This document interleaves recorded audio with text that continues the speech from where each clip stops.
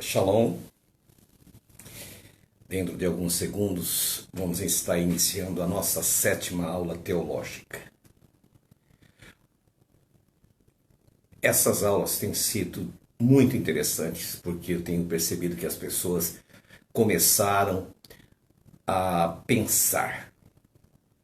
Nós somos motivados, em nossos estudos, a pensar conforme aquilo que lemos, aquilo que ouvimos. E nossa série de estudos, o propósito é uma desconstrução, é uma teologia reversa. Nós queremos iniciar desde o princípio, sem passarmos pela teologia judaica, nem pela teologia cristã. Ou seja, fazer uma teologia reversa. E esta teologia reversa vai fazer com que você compreenda realmente o que a Bíblia Sagrada nos diz. Nós, em nossos estudos, nós não estamos usando nada que venha do judaísmo, como Talmud, Midrash, nada disso. Nenhuma dessas visões, dessas histórias, dessas experiências, nós optamos em não utilizar. Também não utilizamos a teologia cristã. O que nós estamos fazendo? Nós estamos pegando a Bíblia e lendo-a como ela é. Os caraítas, chamam-se Bnei Mikrat, que é filhos das Escrituras, ou somente as Escrituras. Quando nós pegarmos somente as Escrituras Sagradas, e a partir dela nós começarmos a tirar as lições que aqui estão escritas, esquecermos tudo aquilo que até hoje foi nos ensinado, e iniciarmos uma nova jornada nas Escrituras Sagradas, nós vamos perceber que as coisas são bem diferentes daquilo que nos ensinaram. Infelizmente, nós estamos numa geração, essa geração high-tech, esta geração que tem preguiça de ler. Hoje é muito simples, você simplesmente dá um clique no seu celular, no seu smartphone, e você vai alcançar, vai conseguir tirar uma informação. Mas nem toda a informação que você tira na internet ou nos livros procede. E esta lição número 7, nós vamos falar sobre a religião de Moisés.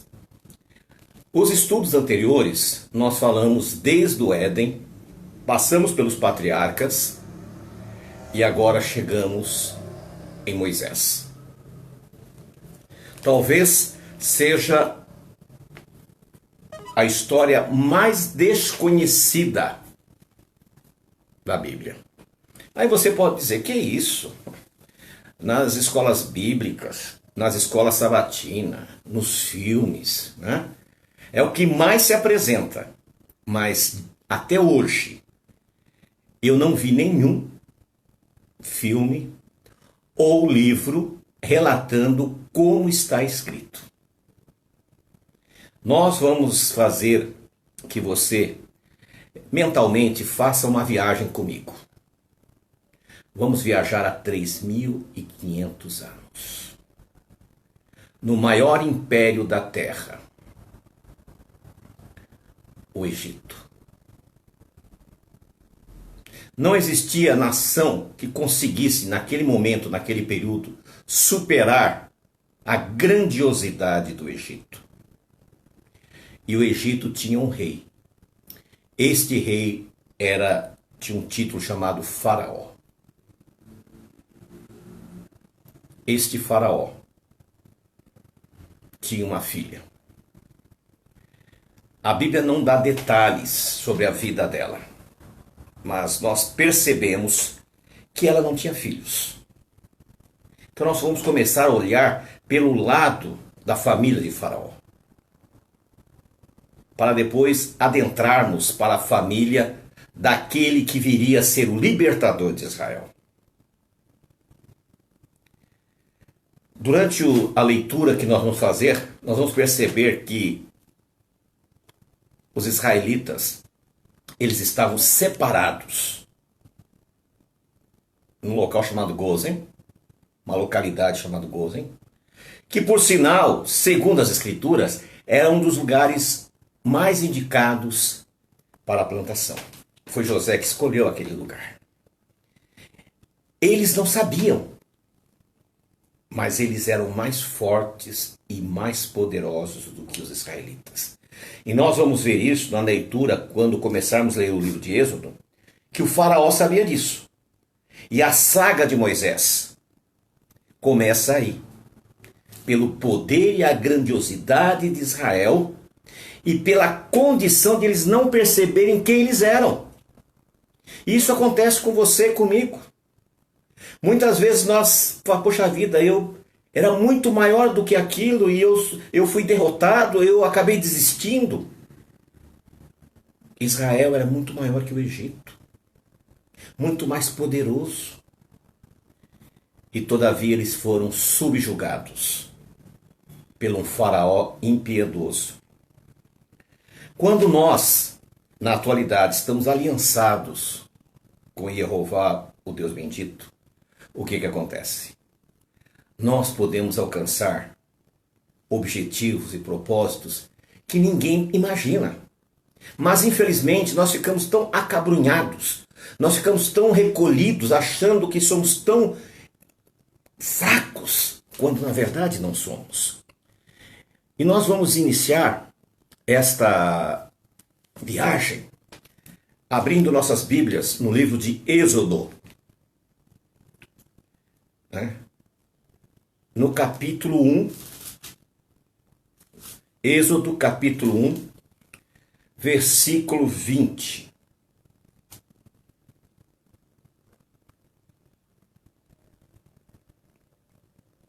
Vamos lá.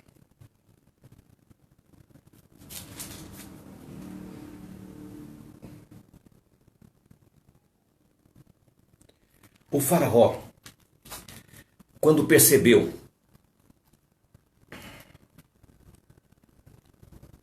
que os israelitas eram um povo forte, um povo poderoso, deu uma ordem.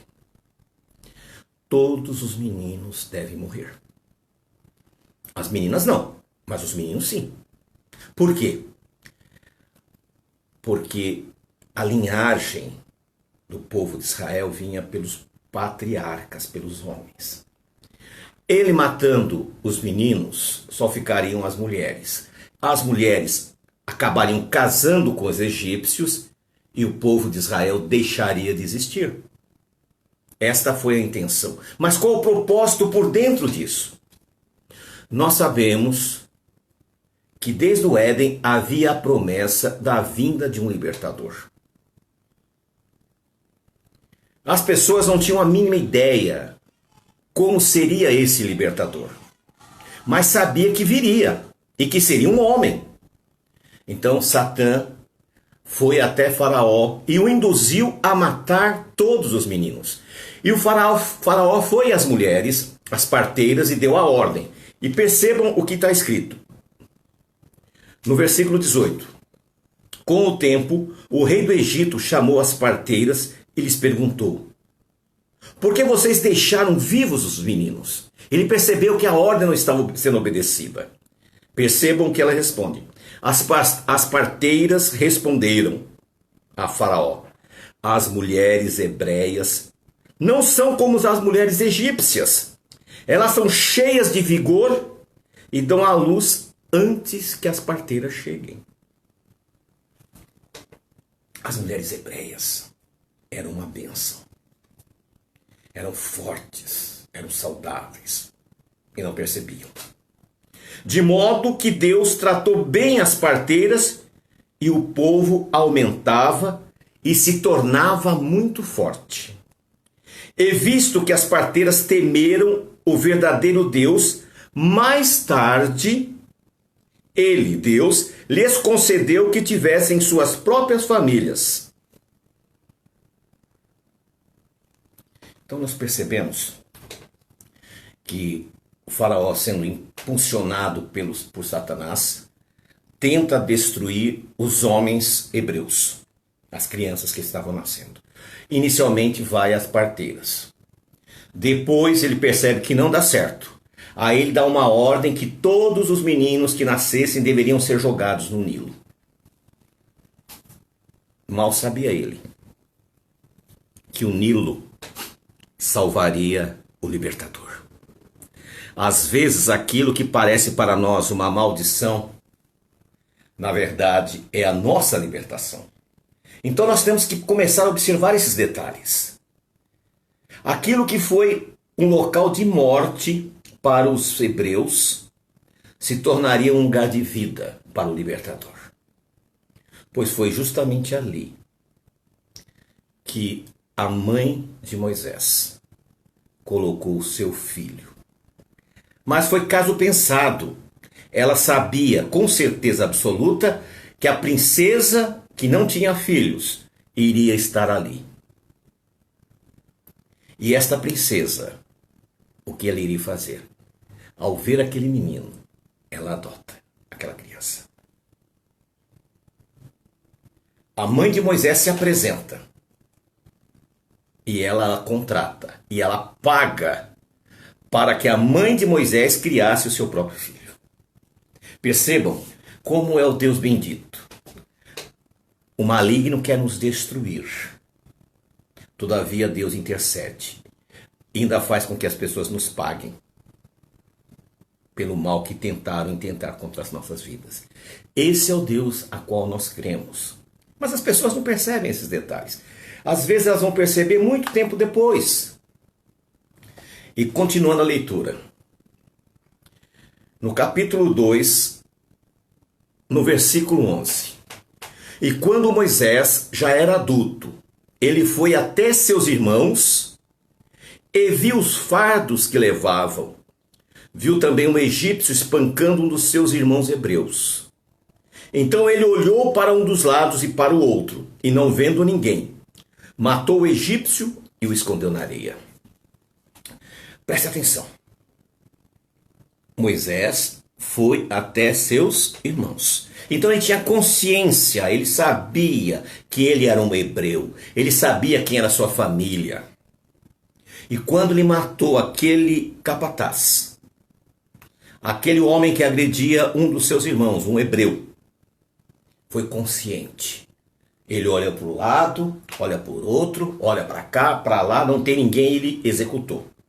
A história vocês já conhecem, não é? O que vai acontecer nesse período, nesse momento?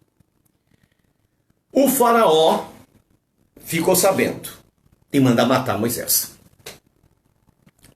Paramos aqui. Como assim? Moisés era neto do faraó. Aquele capataz que foi morto era um Zé Ninguém. Mas nós vemos aí a ação maligna por trás disto. Satanás endureceu o coração de Faraó. Faraó sequer deu a mínima chance para que Moisés se defendesse. Não há um julgamento. Não há oitivas, ou não, nada disso. E agora Moisés tem que fugir. Agora vamos fazer aqui uns comentários. Moisés foi criado pela sua mãe. Lembra nas lições anteriores que eu falei para vocês que eles já sabiam com relação à questão do sábado, da alimentação, do Deus único. Todos eles sabiam. A Bíblia relata esses fatos. Mas nós ignoramos. Agora Moisés, ele vai fugir. E ele vai para uma terra que pertencia ainda a Faraó, que era em Midian. Midian, por uma curiosidade para vocês, Midian fica hoje aonde é a Arábia Saudita. E quando Moisés chegou lá, em Midian, tinha um poço. E você vai perceber que a maioria dos patriarcas, eles estavam sempre envolvidos com o poço. Inclusive Yeshua, Jesus. Quando Jesus foi a Samaria, ele foi o quê? Ele estava num poço. E ele oferece para a mulher samaritana uma água que ela jamais teria sede. E nós vemos aqui que quando Moisés chega em Midian, os pastores estavam cuidando das ovelhas, começaram a impedir que as filhas de Reu, também conhecido como Jetro, o sacerdote, chegassem com suas ovelhas para beber água. Moisés intercede. Moisés era um homem de guerra, era um homem de pavio curto, e ele enfrenta aqueles pastores e sai vitorioso. Em Êxodo, no capítulo 2,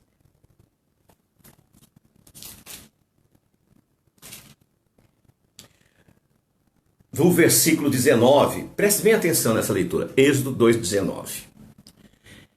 Elas responderam para Jetro. Jetro perguntou: uai, vocês já voltaram tão rápido? O que aconteceu? Aconteceu alguma coisa? E elas responderam: um egípcio nos livrou dos pastores e até tirou água para nós e deu a beber aos rebanhos. E ele disse: aonde está? Por que deixaram o homem para trás? Chame-no para que coma conosco. Depois disso, Moisés concordou em morar na casa do homem, e esse deu sua filha, Zípora, a Moisés em casamento. Muito bem, vamos. Agora nós temos a primeira cena do nascimento de Moisés. Moisés sendo criado por sua mãe.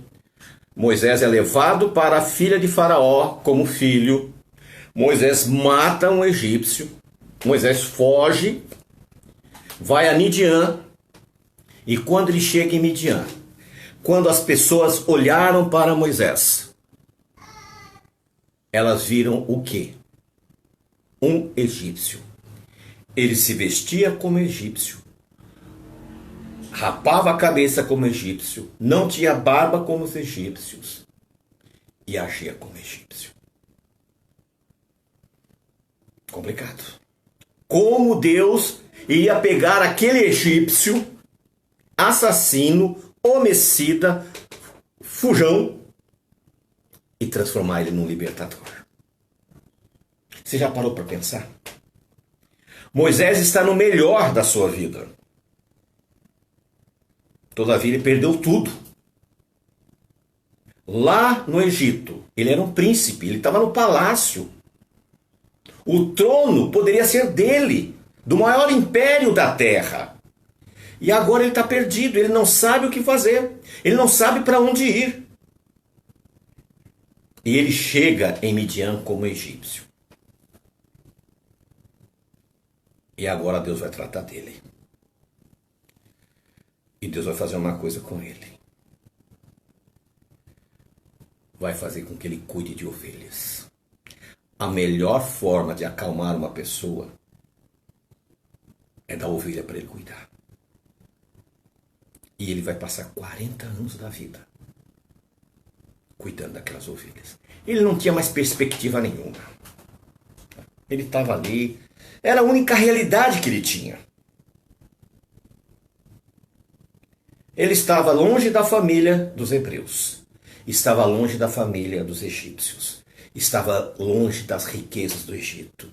E longe de tudo.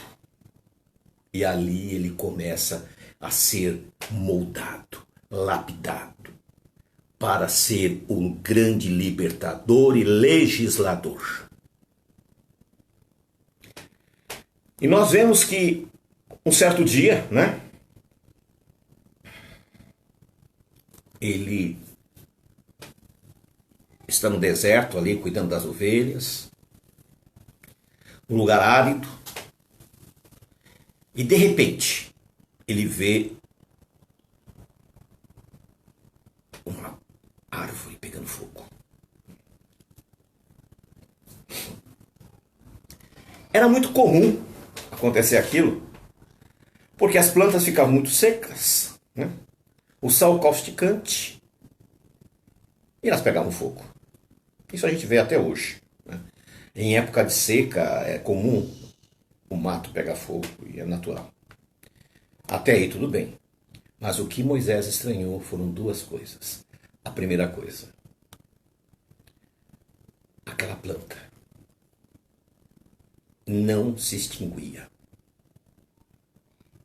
E aquilo chamou a atenção dele. Ué, como é que pode isso? E de repente ele escuta uma voz. tira a tua sandália, que aqui é um lugar santo. Eu imagino que passou na cabeça dele 1.000.000 de coisas. E ele falou, mas eu nunca soube que aqui era um templo, algum lugar especial. Eu passo aqui todo dia com as minhas ovelhas, trago elas para pastarem. E aí começa então o diálogo. Deus o chama para ser o libertador. Nesse momento ele é chamado para ser libertador. Só depois que ele é chamado para ser legislador. Moisés é um antitipo de Jesus. Jesus ele veio a primeira vez como profeta. Se você pegar os 4 evangelhos, pegar Atos dos Apóstolos, você vai ver que todas as vezes a citação é chamando ele de profeta. A única pessoa que chama ele de rei ou Messias é Pilatos. Porque Pilatos queria justificar a sua atitude. E se ele dissesse, eu sou o rei, ele estaria se contrapondo ao imperador. Aí ele era digno de morte. E ele responde, o meu reino não é deste mundo. Você que está dizendo isto. A profecia apontava naquele momento para Yeshua, para Jesus. Naquele momento que estava apontando para Jesus, aquela sua vinda ele veio como profeta.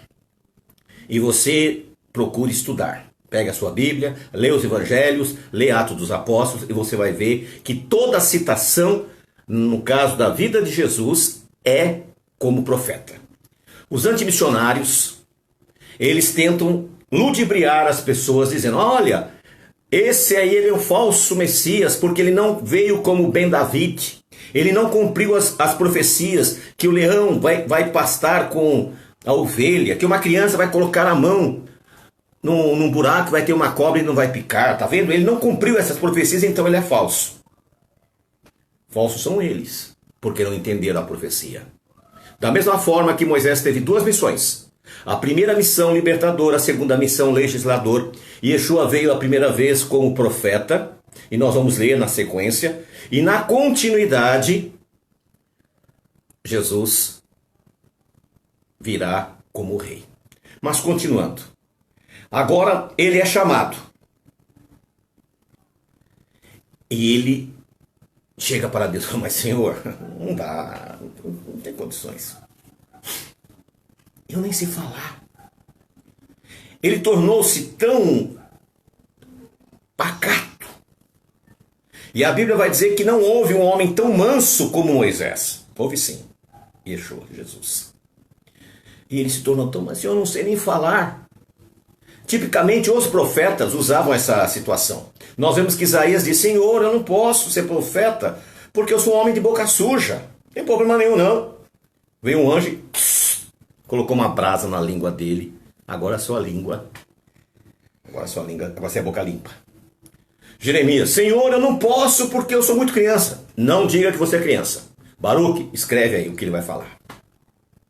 E Moisés a mesma coisa. Senhor, eu tenho um homem de língua pesada. Não tem problema. Arão falando em todo lugar. Quando Deus te chama, não adianta você ficar rodeando querendo sair fora. O que você tem que fazer? Obedecer. E eu peço a você que está assistindo comigo, ajude que esse vídeo possa chegar a outras pessoas. Porque com certeza vai abrir os olhos de muita gente que está sendo enganado hoje. Muitas pessoas estão rejeitando Jesus porque eles são enganados. Os falsos missionários, os antimissionários, eles induzem, tá vendo? Ele não cumpriu essa missão.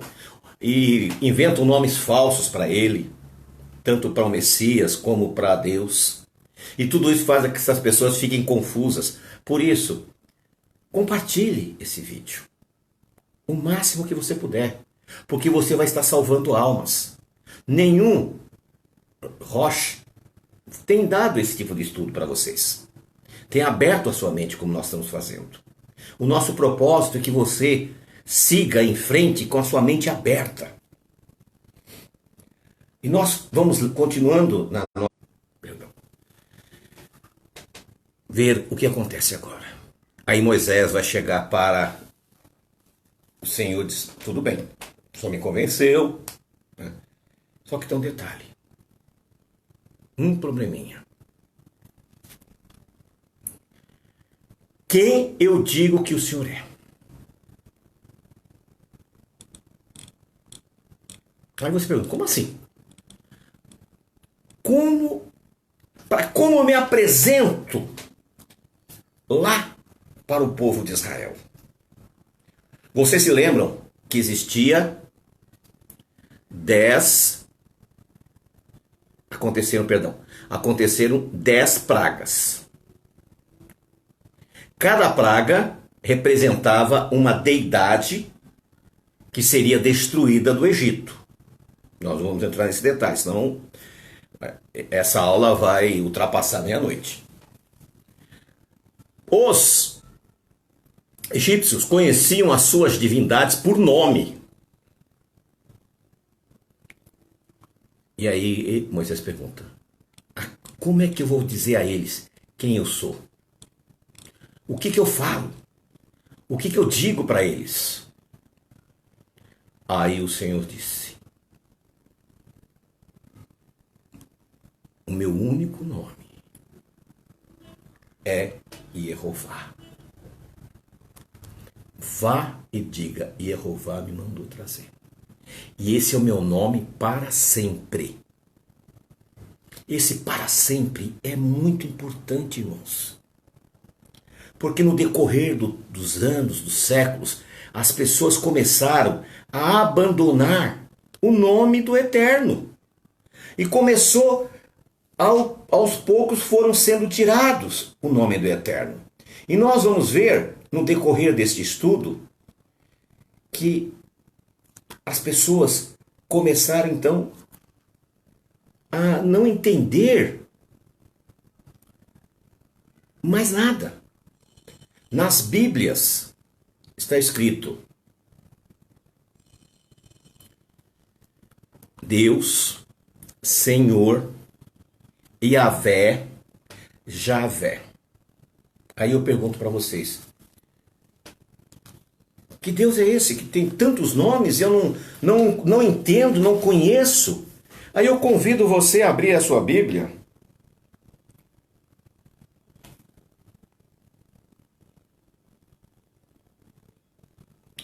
Em Êxodo, no capítulo 3, no versículo 15.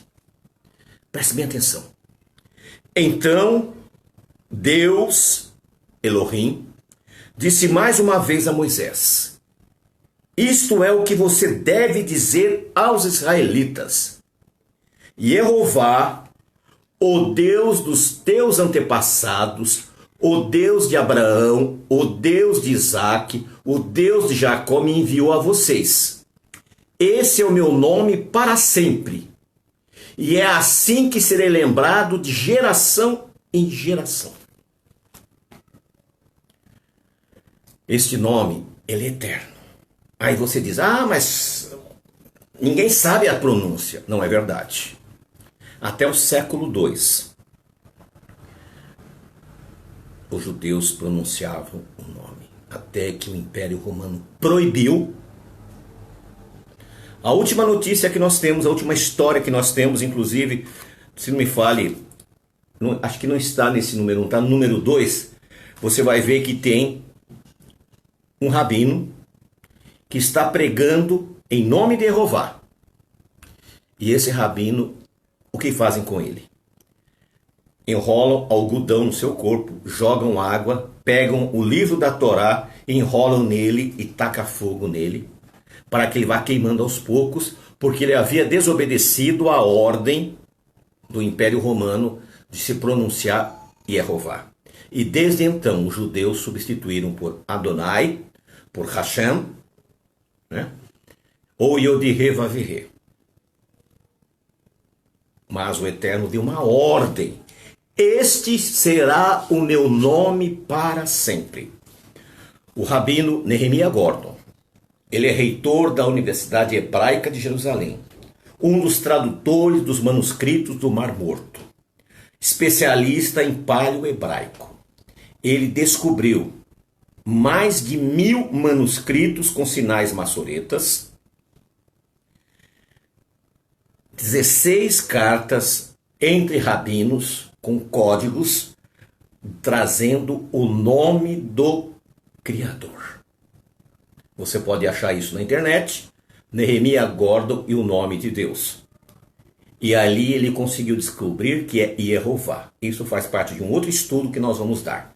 Então aqui nós vemos em Êxodo que Deus disse: vá ao Egito e diga, Jeová, o meu Deus, mandou buscar vocês. E hoje nós vemos as pessoas com medo de pronunciar o nome do Criador. E a Bíblia diz: todos os que invocarem o nome Jeová serão salvos. Para sermos salvos, nós precisamos invocar o nome do Senhor, Jeová. E continuando, agora Moisés vai até o Egito, se apresenta aos seus irmãos, se apresenta a Faraó, acontece todas aquelas pragas, atravessa o Mar Vermelho e vai chegar no Monte Sinai. Perdão. E no Monte Sinai, através de relâmpagos e trovões, Moisés agora vai fazer a sua segunda missão. A primeira era libertador, a segunda missão, legislador. Ele sobe ao Monte Sinai e fica 40 dias. E lá ele escreve todas as leis. O interessante é que em nenhuma das vezes, em nenhum dos mandamentos, Moisés questiona a Deus. E o que me chama mais atenção, o quarto mandamento, né? Nós temos aqui a nossa mezuzá caraíta. O quarto mandamento diz: lembra-te do dia de Shabat ou de sábado para o santificá-lo. Pois 6 dias trabalharás e farás todas as tuas obras, mas o 7º dia é Shabat do teu Deus. Não deves fazer nenhum trabalho, nem tu, nem teu filho, nem tua filha, nem teu escravo, nem teu servo, nem teu animal e o peregrino que está dentro das tuas portas. Pois em 6 dias Deus fez os céus e a terra e o mar e tudo o que neles há. E descansou no 7º dia. Por isso, ele abençoou o 7º dia, o dia de sábado, e o santificou. Então nós vemos que é o maior mandamento dos 10 mandamentos. Mas por que ele foi tão enfático? Porque o povo israelita foi obrigado a trabalhar 7 dias por semana. Perderam a sua relação de descanso com o Criador. Então, quando o legislador recebeu as tábuas da lei, o maior mandamento, você pode ver, é o maior. O que aconteceu? Moisés não questionou: mas Senhor, lá no Egito a gente guardava o domingo. Ou como muçulmano nós guardava a sexta-feira. Por que agora eu vou ter que inventar esse tal de sábado? Porque eles já sabiam que o 7º dia era o dia de guarda. Não era novidade alguma. E agora ele recebe a ordem para escrever no livro. E lá em Levíticos ele vai escrever o que deveriam ser feito, como os sacerdotes deveriam proceder. E aí em Levíticos 11 ele vai falar dos alimentos que eles poderiam comer e os que não poderiam comer. Por quê? Porque naquela estadia que eles foram escravizados, eles foram obrigados a comer tudo o que aparecesse. Agora Deus quer libertar eles também disto. Deus quer libertar eles da escravidão, então dá o sábado. Deus quer libertar eles daquelas alimentações impuras, então dá as regras alimentares. Nós vemos hoje, se a humanidade obedecesse e não comesse esses alimentos impuros, nós não estaríamos passando por essa situação. Mas infelizmente os homens quebram a lei. Então Moisés tinha plena consciência, porque em momento algum Moisés faz questionamentos sobre qualquer mandamento, porque ele já sabia. Então você percebe que a religião de Moisés era justamente esta: guardar os mandamentos, pronunciar o nome do Criador e ensinar a todos aqueles que viriam. E nós vamos ver, para você ter uma ideia, na Bíblia aparece 6.800 vezes o nome Jeová. E tentam esconder de nós. E vamos ver também que Moisés, ele vai dizer em Deuteronômio, ele vai falar uma coisa interessante. Perceba uma coisa. Deuteronômio, capítulo 18. Deuteronômio, capítulo 18.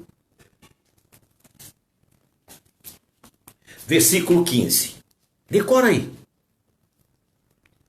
Jeová, seu Deus, fará surgir para vocês, dentre os seus irmãos, um profeta semelhante a mim.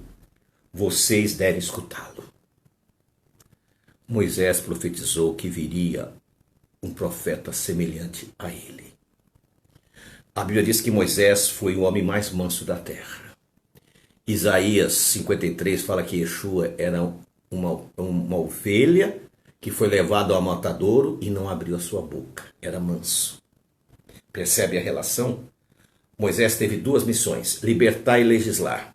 Yeshua tem duas missões. A primeira veio para ir enviar os seus discípulos buscar as 10 tribos perdidas da casa de Israel e voltará como rei, sendo semelhante a ele. E nós vamos ver também que os seus discípulos sabiam disto. Nós vamos ver em Atos, no capítulo 3, versículo 22. Atos 3, 22, diz assim. Realmente, Moisés disse, e Jeová, seu Deus, fará surgir para vocês, dentre os seus irmãos, um profeta semelhante a mim. Escutem tudo o que ele disser. Esse era Yeshua, Jesus, o Messias. Ele cumpriu em cima as profecias. As profecias do chamado Messias Ben David serão concluídas quando ele retornar como Messias. Então, meus queridos, põe na sua cabeça. Os patriarcas guardavam os mandamentos de Deus. Guardavam o sábado. Praticavam alimentação adequada. Acreditavam no Deus único. Sabia que o nome de Deus era Jeová. Dizimavam. Ofertavam. Ofereciam sacrifícios. Infelizmente, com o passar do tempo, com os exílios. E nas próximas lições vamos tratar desse assunto. E justamente quando chegarmos nesse assunto, nós vamos tratar deste livro. Se você ainda não adquiriu, entre em contato com a gente. Seria muito bom você ter esse livro. Porque aqui eu vou explicar a religião do povo judeu a partir da Babilônia. E você vai ver que esta religião que saiu da Babilônia, esse judaísmo que existe hoje, não tem nada a ver com a religião dada a Moisés no Sinai. Além de nos ajudar, porque a partir das vendas desta literatura, que esse é da trilogia, esse é o número 1, a partir da venda desta literatura, nós vamos imprimir o número 2, que vai tratar de todas as seitas judaicas, uma a uma. Eu tenho certeza que você vai ganhar muito com isso, porque você vai ser um conhecedor da verdade. E se você adquirir este livro, nós vamos mandar gratuitamente a você esta mezuzá. Vou fazer em minutos do Teshuvá, amanhã provavelmente, explicando por que a nossa mezuzá ela é diferente da mezuzá babilônica usada pelo judaísmo. Então, na minha rede social, no meu Facebook, você vai encontrar por que a diferença. Continuando. Quando Jeová se manifestou para Moisés, ele traz o seu nome. E nós, nesta geração, tivemos a oportunidade de homens de Deus, homens letrados, homens preparados, conseguirem descobrir o verdadeiro nome. Recentemente, Nehemiah Gordon conseguiu 1000 filmagens da Biblioteca do Vaticano. Lá, em suas pesquisas, estava jogado num canto, uma caixa, como se fosse uma caixa de lixo. Ele conseguiu achar vários pergaminhos. E entre esses pergaminhos, haviam pergaminhos valiosíssimos.